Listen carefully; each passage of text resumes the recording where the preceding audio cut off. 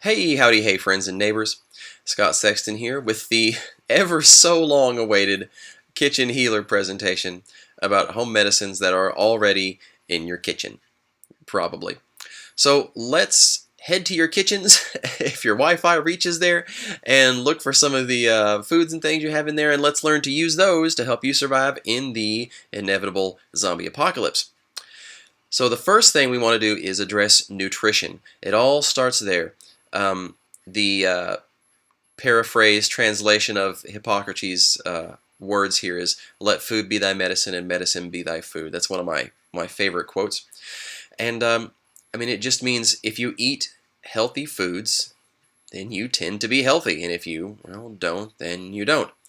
Or at least that's one meaning you can draw from it. It all starts with soil, really. Healthy soil begets healthy plants, plants that are not bothered by disease and insects, even without pesticides. And when you eat healthy plants, then you take that health into you and you become healthy, and you're less prone to injuries or to sickness even without the pharmaceutical drugs and whatnot. So, first and foremost, get good food into you. So food, let's talk about nutrition.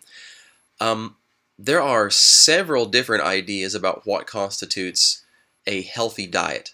Most of these diagrams are in the forms of pyramids. Yep, Illuminati confirmed, definitely, pyramids. Uh, so there are a lot of different ideas. This is my idea of a healthy food pyramid, but feel absolutely free to disregard this. I know some people are vegetarians, some people do a paleo or a grain-free diet, and if you have something that's working for you and something that keeps you healthy, well then by all means do that. Now, the way that I like to look at it is to start the base of my food pyramid off with just plants. Lots and lots of plants, specifically the vegetables, especially the leaves, stems, and flowers, that kind of part. Those have a lot of nutrients. Roots too. I'm not talking about potatoes, but I mean like well, potatoes do have a lot of nutrients too. I'm mostly looking at the low calorie type of plants, nutrient rich, calorie poor plant parts. And then off of that, the next layer up is healthy fats, things like olive oil, fish oils, and fats from grass-fed animals. I know animal fats have a lot of they have a lot of bad reputation. I really think that there's a big difference between grass-fed and grain-fed. I think the grain-fed they they have a lot of lack of health. They have a lot of health problems, and then that carries over into the food that we eat. And then the healthier fats don't cause the inflammation. They actually reduce inflammation. And anyway, here let's not spend too long on this. Just my idea of a food pyramid. Next up would be the raw milks and the animal meats, especially the organ meats. I know that we think of those as gross. A lot of us do, but that's really where a lot of the nutrition is in those organ meats. And I do love some liver and onions. And then the raw milk, not the pasteurized, homogenized. Ideally, I would drink only raw milk, but that stuff can get expensive, and it's not always easy to find that, so I do get some of the pasteurized, homogenized, but I really do think raw is better. We'll talk about milk a little bit more. Next up on the list would be fruits, and I've got nothing against fruits. Fruits are real healthy. They can have a lot of sugars in them, so it is possible to overdo it on fruits. I think fruits in season, that's a good way to approach it. And then grains above that. My main problem with grains, if you can say I have a problem, is really it's more the way that we process them now. We generally don't do it in the old ways, the sprouting or the soaking. And when you do that, I think grains are a lot healthier. When we don't do that, I think you get a lot of health problems associated with grains. Still, they do a lot of good stuff, but there's some negative things we bring in there with them. And then at the very top is your junk, your guilty pleasures. And then there's the zombie food pyramid, which is just brains, of course. And then water. Whenever somebody tells me that they don't feel good and they want to see if I have something for them, almost always the first thing I tell them is drink more water. Water fixes just about everything. Everything except drowning you can fix with more water, or you can improve it. It can speed up your metabolism to help you burn fat, lubricate the joints. It's good for reducing a lot of types of headaches, reducing inflammation. Um, it just makes everything better. It just lubricates the body. I mean, we're mostly water anyway, right? And when we talk about how much water should you drink, that pardon me, that a lot of people have ideas about how much water you should drink, and I'm not giving you any authoritative amount here. Just the system that I like is to drink a number of ounces equal to half of my body weight. I think that's a really reasonable amount. It's a good amount of water, but you can definitely get that much in every day, and it seems to work really well. Now, kind of sticking on the water theme, we've got ice. Ice is just cold water, right? Uh, but let's not overlook the obvious. Ice is a really good pain reducer, inflammation reducer. Just you can put your ice cubes in a Ziploc bag and then wrap a thin cloth around that and put it on the injury. It's not a good idea to put ice directly against the skin, certainly not for a long time, because you can get some frostbite damage. Hey, back on that water too, by the way, I recommend getting either reverse osmosis filtered water or using something like a Berkey or a Lexapure filter to get rid of any of the fluoride, chlorine, or the trace pharmaceuticals that are in tap water. That will also take the minerals out of your water, but you can add those back in with liquid mineral essence drops, or just eat some really, really healthy food. Okay, rice is next, and I'm using rice not in the traditional way of eating it, but using it to make a heating pack. You can take your rice and put it in a sock or a pillowcase and microwave that. Leave it dry, don't add water to it, but microwave it, and then it will hold that heat and gently release it. And you can use it to soothe some sore muscles, and that's some good stuff. You can sew the bag closed too and use it as a permanent heating pad. That way the rice doesn't spill out in between uses. Alright, salt is next. And we think of salt, we think, oh, you're getting too much salt, you have hypertension, you got to cut back on the salt, but we crave that salt because it tastes so good. And really, a lot of times, that salty craving, it's not really that you're craving salt, your body is craving minerals. You might have a mineral deficiency because, in nature, salt doesn't come just completely refined, where it's just sodium chloride and that's all it is, just white table salt.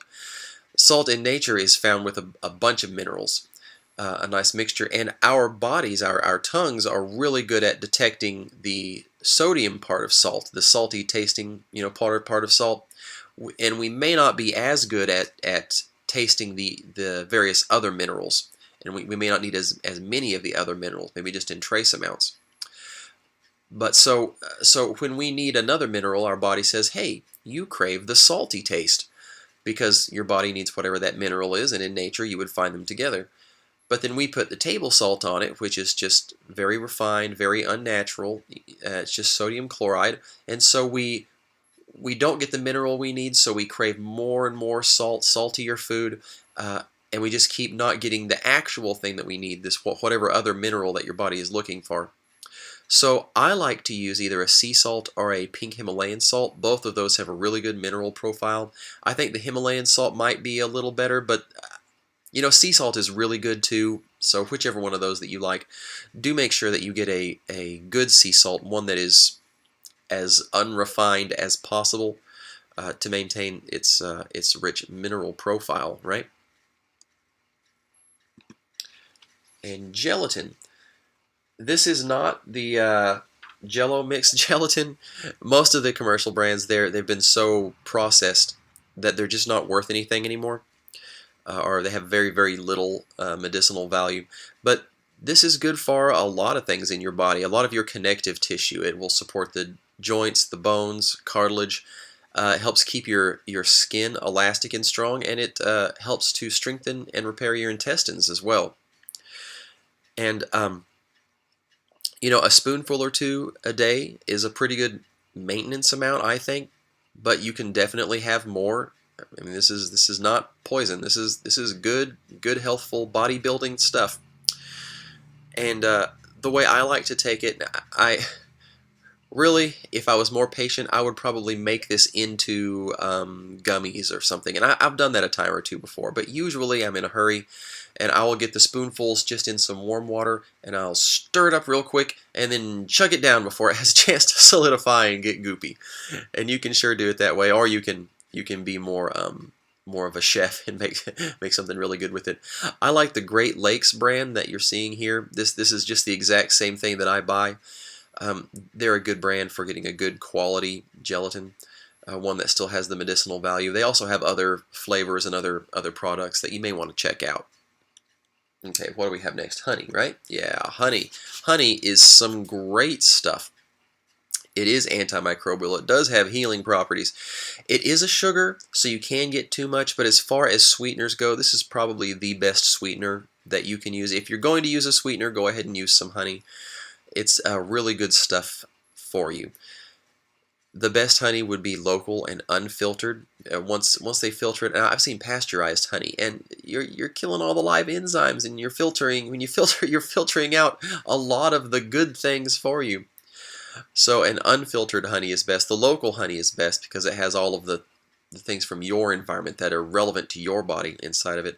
Manuka honey is the very best and most medicinal, or I guess the very, very best would be local unfiltered Manuka honey with the comb and with bee larvae in the comb. I know that is disgusting, but those little boogers are those guys are healthy too. Those bee larvae. You know, I haven't eaten bee larvae. I've eaten wasp larvae. I haven't eaten bee larvae. I guess that's going to have to be on my to eat list. Okay, let's go on to garlic and onions. These are great, not just culinarily in a culinary sense, but these are great medicinal plants as well. They are good for just nearly everything. They're not they don't help you sleep, I guess, so they're not sedative, but they have a lot of other positive effects. Especially spectacular for the garlic and the onions is that they are antimicrobial, very strongly antimicrobial. But when you use them, if you're using them medicinally, remember that the more you cook them, the weaker that medicine is going to get. The main compound in there is called allicin, and it's air activated. So when you use these, if you will chop them up or crush them and let them just be exposed to the air for about a minute, that will activate the allicin, and then you can go ahead and eat it, and it will be at full full power in your body. Now you can just eat them. That's certainly a great way to get it distributed through your whole body, or you can use it. You can chop them up or put them in a blender and then squeeze the juices out, and you put them in a straining bag or something, and then squeeze it and get the juices out. And we use that for ear infections, and it works really well. It takes the pain away, and it kills those ear bugs. Just use an eardropper to get the juice in there, and the allicin absorbs through the skin really well to get in there to the infection. A lot of people, they think that the herbal medicine doesn't work. How could you put something on the skin? The skin is a barrier. Well, the skin is a barrier to sticks and rocks and dirt and bacteria, but these chemicals are really, really tiny. They can slip in there in between skin cells. They can go right into the skin cells. So it does absorb really well. And you can use these as poultices too. You can take a slice of onion or garlic and lay it directly on the skin. I did that for an infected cut on my thumb one time. It wasn't a very big cut, but it just did not want to heal. And so I cut a little sliver of garlic, and I used a Band-Aid to hold it on overnight. And then when I woke up in the morning, garlic is not as gentle as onion. Onion is more gentle, but I think garlic is stronger. That infection was dead. It was dead and gone. but the thumb was a little irritated from being in contact with the garlic overnight, and that went away pretty quick. But it was really effective. I may use onion next time because it was a little overkill, kind of intense. Okay, milk. I'm going to have to be really careful not to get up on my soapbox about milk, because I could go on about this for a while and why I think that raw pasteurized milk is great and pasteurized homogenized milk is, well, I'm not going to say poison. It's not poison, but it's it's much more on the side of junk food than health food. I'll say it that way. I really think the risks of raw milk are vastly overplayed. The problem with raw milk, the reason they started using pasteurization when people were, oh, people are getting sick, there's bacteria in the milk and people are getting sick and dying, it was because of the big factory milk farms. They had the cows all crammed in tremendously unsanitary conditions, and if you've seen any of the videos of how the big commercial factory farms work, I mean, it's disgusting conditions. Uh, Chickens on chickens standing in their own manure, and pigs in the it's okay. I'm gonna keep going. I'm gonna keep going, but it's just awful stuff. So imagine you have these milk cows in those conditions. You know, back as pasteurization is getting developed. Imagine they're in these conditions, and you have diseases going back and forth, and all of the milk goes into one tank. It all gets mixed together. So even if you have just one sick cow, now all of the milk has that bacteria swirled in there together, and it's growing. So many people can get sick, and you think, oh, this raw milk, it's dangerous, it's an epidemic. We need to pasteurize all of this because it's so dangerous. And really, look, on the smaller scale, you know, just the home farm, or on a farm that has sanitary conditions, it's very safe. You just have to not be removed from where your food is coming from. Know where your food is coming from. You know, be connected to that process so that you know that they use proper sanitation when milking the cows, and that the cows themselves are healthy. And then it's a very healthful food. I mean, your chances of dying from raw milk, it's something like you're 3 times as likely to die in a plane crash. It's something like that. Yeah, something like that. It's pretty ridiculous. But milk is just, it is a superfood. Congratulations, you're a mammal.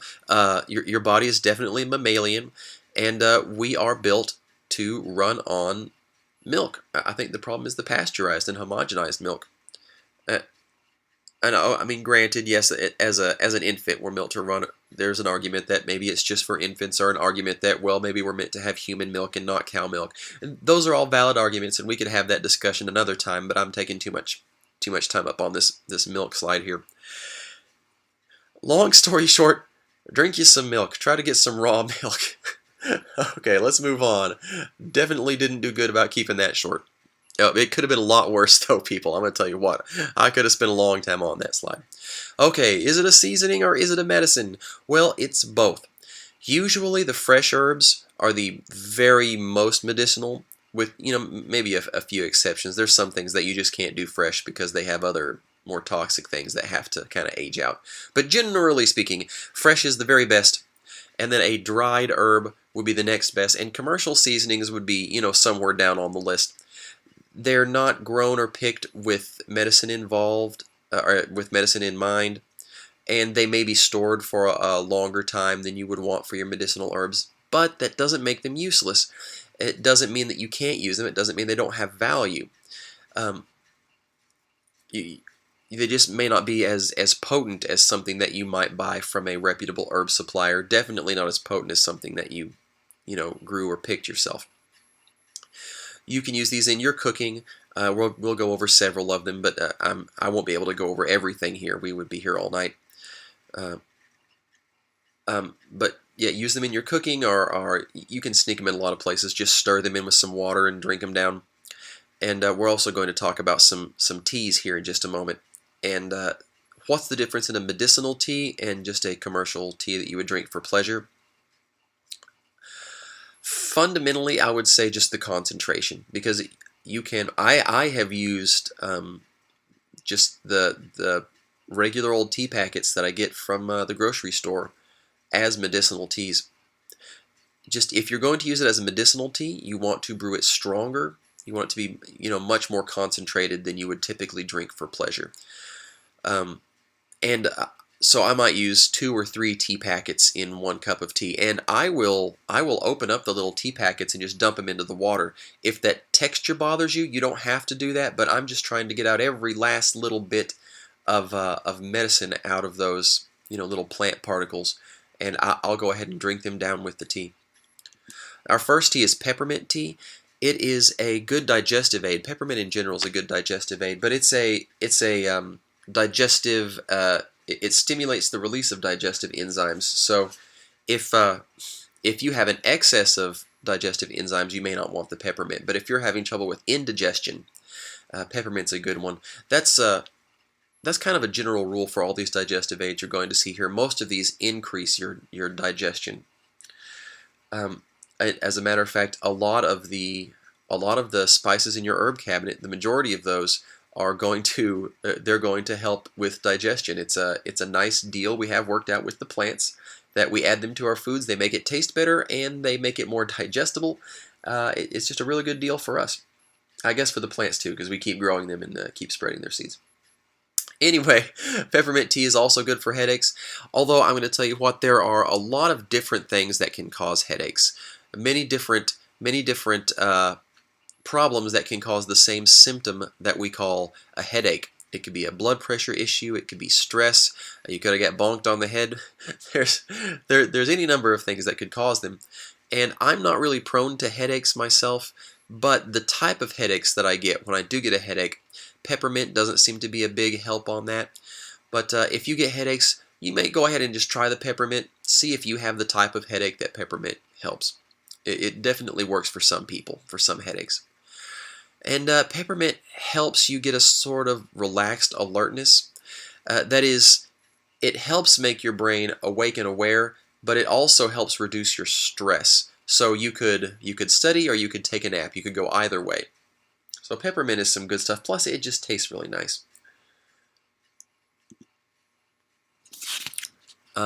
Black or green tea, they're from the same plant.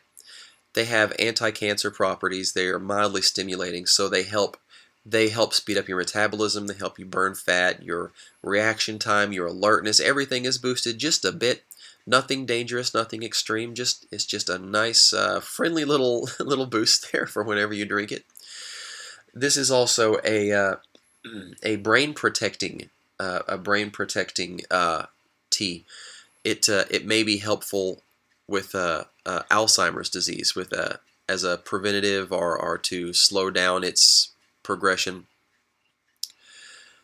And it may help improve your lifespan overall and reduce heart disease. So let's all drink some more tea, yeah?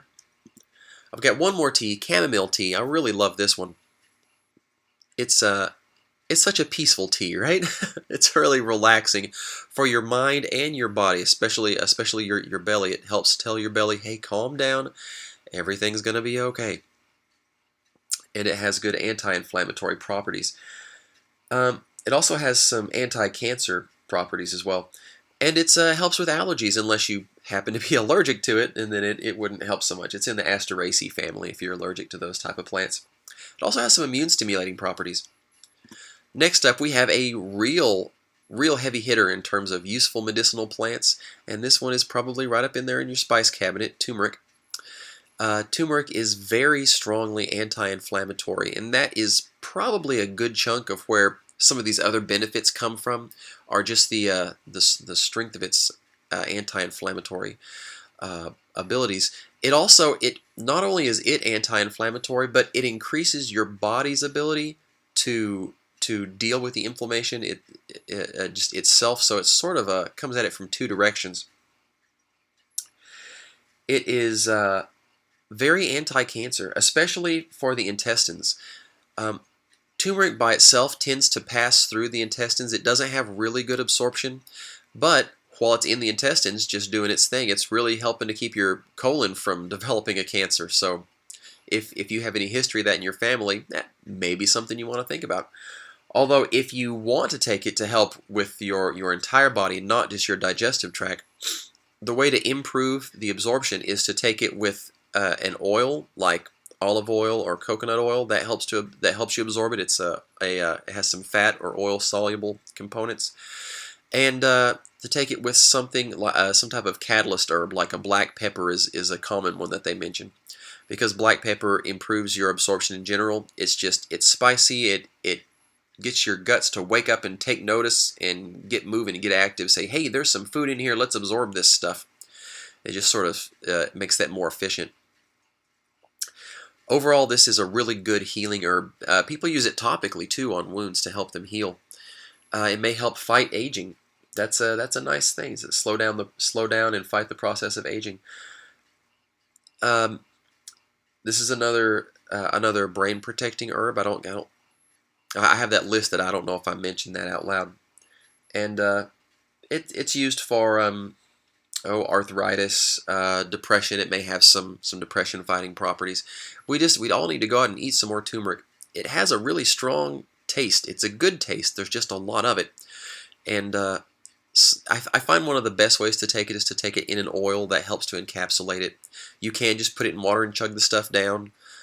I like it in savory dishes or something that's kind of creamy. I make this turmeric rice where I cook the rice in a chicken broth and I put turmeric in it and some other spices. And then I use chicken in this kind of a creamy sauce with it. And that all goes together really well. So, get out there and experiment with getting more turmeric and, more power to you. Ginger's another great one. I believe these two plants are related if I can remember correctly. But ginger is great for digestion, for nausea, indigestion, gas, that kind of thing. And, pardon me, it's protective against ulcers as well. It's got some good anti-inflammatory properties, likely anti-cancer as well. And it's definitely antifungal and antibacterial. It has that warming and pain-relieving property. And this is another one of those brain booster herbs. Garlic powder makes a really good. You can add water, make a paste in it. It's really good to put on sore muscles. It warms them up. It can be a little warm, a little too warm for some people. I think it's just the right amount for me. If it's too warm, you might put a thin cloth in between your skin and that paste, and that can help. And when you're buying herbs, if you're going to use a lot of them, you can buy in bulk. It's a lot more cost efficient than just buying those little spice rack sized ones from the grocery store. You can get online and get a big bag of it. Although you do want to look at where it's coming from. Some places in India and I think in Eastern Europe, I think, where they still have leaded gasoline, heavy metals are a problem. You drive by the field that's growing the plant, and then that's in the exhaust, and it settles down on the plant, and lead and things gradually accumulate in the fields, and then that's in your plants, and that's no good. And even if the plant is labeled organic, it may still have heavy metal contamination because they don't always test for that. So try to source where they're coming from. I know nobody has time to do everything, and it's all cost versus benefit analysis. So just do whatever you think is the right decision for you. I just wanted you to be aware of that so you can make the best choices possible. Cinnamon is a good digestive aid. It tastes delicious too. It's another anti-inflammatory one, and yet another brain protector and brain booster. And it's good for your heart health and normalizing those blood sugars. So get some cinnamon. Feel free to use that. Black pepper. Who would have thought that this simple little spice that everybody has would be so useful? It can stimulate appetite, but it also helps you lose weight. How does it do that? Well, it stimulates appetite. It doesn't stimulate an over appetite. If your appetite is too little, it will help increase it, but it doesn't make you a glutton for food. And it also helps to convince your body to break down those fat cells, the fat molecules, for energy. So that's a nice thing. It's got some anti-inflammatory, anti-cancer properties as well. And it improves circulation around the body, which helps with things like joint pain, or it can help with the general pain relief too, as your body can circulate blood and get nutrients and repairs going in places. It's another one that helps with your indigestion and can relieve gas and such. And we mentioned before it aiding in the nutrient absorption because it's a catalyst herb that makes your body wake up and take notice. And it's got some good anti-congestion properties. If you've ever accidentally sniffed any, or if you eat something that's real spicy and hot, it just opens you right up. If you're super duper brave, you can mix some pepper in with an oil and sniff it up your nose. I don't know if I recommend that one, but it would work. It would definitely, it would definitely activate your nasal cleaning mechanisms in your body and open all that up because your body wants to get that out. Okay, rosemary. Oh, I love rosemary. Yet another brain booster. How do you like that? A lot of these things in common. They help to increase your thinking and protect your brain. They help with circulation, help with digestion, and a lot of these are anti-cancer too. They have a lot of overlap. Rosemary though, rosemary is historically known for this mental thing.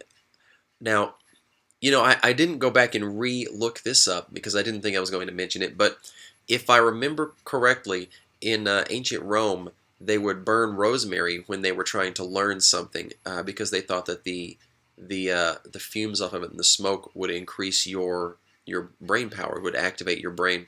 So it has this long legacy as a brain or memory type plant. It also helps to lower stress and increase your mood. It has some antimicrobial and immune boosting properties as well. It helps to break up congestion in your body, and it's just really flavorful, and it's a very nice plant to be around. I agree with that mood thing because I certainly, anytime I smell rosemary, it just makes me happy.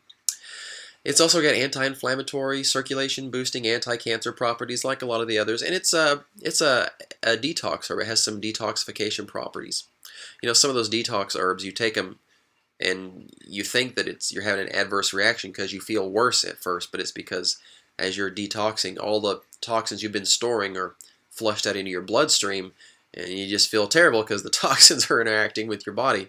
But if you keep at it, you eventually flush them out, and then you feel better. I'm sorry about the coughing, everybody. I've been talking a lot today, and my voice is a little tired. Okay, oregano. Oh, wow. Oregano is extremely antimicrobial.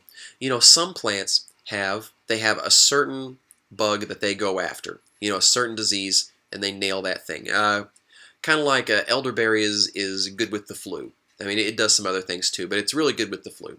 And then some plants, they go after maybe a couple of diseases or a certain family of diseases. But oregano, it's just an antimicrobial barbarian. It goes in just looking to kick the doors in and see who it can push around and kill. It loves to kill. It loves to kill the bad bugs. It's also really anti-parasitic because I mean it's not picky. It'll go and knock everybody over. And it's immune stimulating, and that might be your body saying, "Oh my goodness, he's taking oregano. We got to get things into gear. He might take more oregano, and it kind of scares me. So let's start kicking the viruses and bacteria out ourselves." And it's a real antioxidant. It does not just mess around. It really gets down to business. So you may not want to take just too much of it because it's not gentle, but it's a really good. I love to use oregano when I'm sick. And I'm sick and I'm like, I'm tired of messing around with this. I want to feel better. It's time to break out the oregano. Celery. This one, sort of a food, sort of a spice, because you can get celery salt or celery powders. But celery has a detoxifying effect. It's good for urinary health because it's a diuretic. It makes you go wee, so it flushes out the kidneys and it keeps everything moving. So bacteria don't have time to get in there and infect anything. They're flushed out too fast. Also, it helps prevent the type of kidney stones by keeping it all flushed out. Nothing sits there and has time to grow and calcify and get all nasty. It's also a weight loss food because you can eat it and eat it all you want, and because our digestive systems are sort of a cross between carnivore and herbivore. We're omnivores. We don't really specialize in eating plants, so we can't get the same calories out of them that like a cow or a sheep would. So there you go. Thyme is time keeps on slipping into the future. Okay, sorry. Thyme has some antifungal, antiparasitic, antiviral properties. It's another good. It's good for digestive and lung infections specifically. It's and others, but it seems to have some good properties for those. And it just kind of helps you relax and de-stress. and go to sleep. I love nutmeg. I've said that about a bunch of these, but hey, these I wouldn't have put them on here if I didn't like them, right? Um, Nutmeg is kind of known for being a liver and kidney detox thing. It's uh, it's sort of a digestion, yeah, booster, like a lot of the others. It has some pain relieving properties. Um, you know, I think I think in large doses it might be hallucinogenic. I think that might be right. Don't quote me on that because sometimes I say things I didn't rehearse when I get on here, but I want to say that in large doses it can make you hallucinate. Please don't go and eat an entire container of nutmeg to find out. It's also a stress reducer and yet another brain booster. Wow. I guess you might think that the smart thing to do would be to eat your plants, right? Um, okay, cayenne pepper, and these will apply to any hot peppers. It's the capsaicin is what really does this. That's what makes the peppers hot. It's a blood pressure herb, and that's for high or low blood pressure. It increases the elasticity of the veins, the vasoelasticity, so that if your blood pressure is too high, now they can stretch out and normalize, and if it's too low, well, then now they're better at contracting and normalizing this. It's used as a crisis herb, like if someone has a heart attack or something. If they have a heart attack and you're right by the hospital, we'll take them to the hospital because Western medicine is really good at crisis care. They're really good at patching you up during an emergency. But I know that if I was, out where I live and I'm a fair distance away from the hospital, if I had a heart attack and I had some peppers handy, well, I might call for an ambulance or I might drive to the hospital. But when the doctors see me, I'm gonna have a mouthful of peppers because I'm gonna try to shock my body into working. It helps to keep you from going into into shock, or to bring people out of shock, because your brain seems to really care if your mouth is like 5,000 degrees. It's really motivated to pay attention and to keep working and get its job done. Even when other things are going wrong, it's like, wait a minute, this is important to me. Let's stay awake and conscious. All right. It also has pain relieving properties. Ironically, uh, it can be used topically as an analgesic to relieve pain, and it's warming. The trick is getting the right amount because too little doesn't do anything. Just enough is pain killing. Too much, and you start getting the pain back again. You start getting the heat from the peppers. I would recommend buying a pain cream with the capsaicin, or with the pepper in it, so that you can see what kind of sensation you're looking for as you sample the cream, and then you can start making your own creams and test them out and see if they're too hot or not hot enough. It helps with congestion because, oh my goodness, it opens you up when you get some really hot peppers. And if you want the congestion effects are best when you feel the heat in your mouth. The blood pressure effects and the crisis effects also definitely when you get them in your mouth. That seems to be where it has the effect of just shocking your body into working. But the other effects, like the antimicrobial, you could take it in pill form. You don't have to burn your mouth up for that, because you're going to let it go burn the germs up. And yeah, I think we're to our last thing, the humble potato. And in this case, I'm not talking about potatoes for their nutritional profiles or for some secret herbal use. Just that they have a drawing effect. It may be enzymes. It may be the starch in the potato. That seems pretty reasonable. But whatever it is, you can slice a potato, and you can take the slice as it is, and you can stick it on a wound or a pimple or an infection or something, and it has a drawing effect. Or better, scrape it with a fork, kind of break it up a little bit, release some more of the juices, get it more, I guess, activated, more surface area, and then slap it on. You can wrap that up with a bandage or something, leave it on for several hours. You could leave it on overnight and then pull it off, and it will help to pull that stuff out. Okay, that wraps up this presentation on medicines inside your kitchen. I hope that you enjoyed it. Be sure and leave me any comments about suggestions you have for for future presentations or for ways to improve. Even if it's a criticism, I'm a big boy. I can handle that, and I do really want to get better. So let me know what you think. Glad to have you here, and I'll see you next time. Happy foraging.